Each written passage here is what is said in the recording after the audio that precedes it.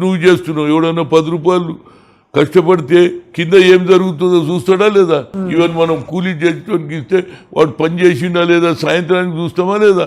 మరి అది కూడా ఆయన చూడకుండా నాకేం సంబంధం లేదు, నేను డ్యామ్లో వాళ్ళే చూసుకున్నారంటే దట్ ఈస్ యూఆర్ ఆల్సో, నువ్వు కూడా తప్పు చేసినట్టే. ఒక మేనేజర్ ఉంటాడు, కింద వాడు తిన్నాడు నాకు తెలియదు, నేను ఖాళీ కౌంటర్ మీద కూడా, కౌంటర్ రోడ్ కింద చూడాలి కదా, వండుతున్నాడా, నూనె పెడుతుండా, కారం చల్లుతుండా చూడాలి కదా, బాధ్యత.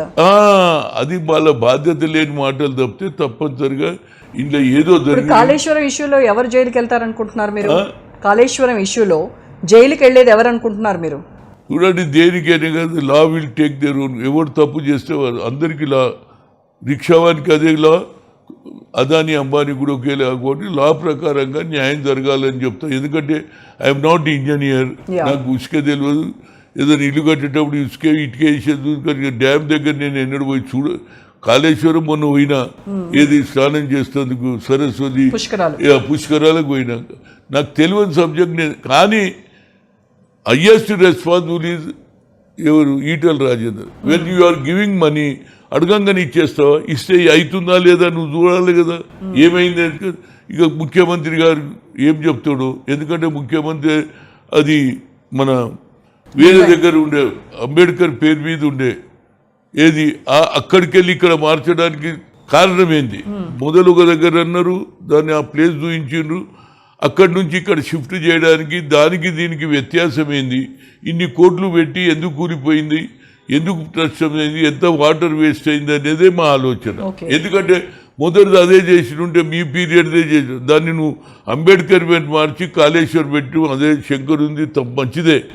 కానీ కుంగిపోవడం వల్ల అందరికీ అనుమానాలు వస్తాయా లేదా అనేదే పాయింట్. ఇప్పుడు కూడా చంద్రబాబు నాయుడు కనుసన్నల్లో రేవంత్ నడుస్తున్నాడు, అందుకే తెలంగాణ నుంచి నదీ జలాలు ఏపీకి వెళ్తున్నా కూడా కామ్గా ఉన్నాడు రేవంత్ రెడ్డి అని చూడండి. దాని మీద మేము అందరం అడుగుతున్నాం. తప్పనిసరిగా తెలంగాణ వచ్చింది ఎందుకు? సెల్ఫ్ రెస్పెక్ట్ మీద వచ్చింది. అది 1969 ఉన్నా కంటిన్యూస్గా నడిచింది మూమెంట్. ఆయన ఒక్కడే కదా, అందరం ప్రతి ఒక్క 18 ఏళ్ళ పిల్లవాడు కూడా మూమెంట్లో పనిచేసిండు. ఎందుకంటే సెల్ఫ్ రెస్పెక్ట్, మన తెలంగాణ హక్కులను వాళ్ళు కాలనాలు చేస్తున్నారు, మన ఉద్యోగాలు తీసేసుకుంటున్నారని. ఇది కొత్తగూడెంలో మొదలైంది, ఇది పవర్ ప్రాజెక్టులో. అది రాను రాను పెరిగిపోయింది, అది కంటిన్యూస్ ఉన్నది. దానికి ఆయన కొద్దిగా ముందు ఉన్నాడు కాబట్టి నేనే తెచ్చిన అంటున్నా. దానికి కారణం ఎవరు? ఇచ్చింది ఎవరు? సోనియా గాంధీ.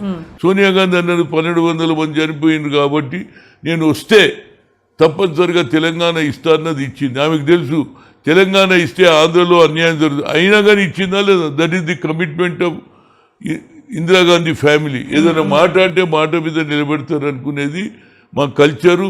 ఆ కల్చర్ను తప్పనిసరిగా ఇంప్లిమెంట్ చేయాల్సిందే. ఎందుకంటే ఇప్పుడు చంద్రబాబు నాయుడు చెప్పినట్టుగా రేవంత్ నడుచుకుంటున్నాడు అనేది ప్రధాన విమర్శ, నిజమా కాదా? ఎందుకంటే గతంలో ఆయన చంద్రబాబు కింద పనిచేసిండు కాబట్టి అవును. అట్లంటే నేను కూడా నా దగ్గర యూత్ కాంగ్రెస్లో ఉండే చంద్రబాబు ఉండే, కేసీఆర్ ఉండే. ఇక నువ్వు పాతది సబ్జెక్ట్ తీసుకొచ్చి కలిసి ఉన్నారంటే నేను కూడా కలుస్తా.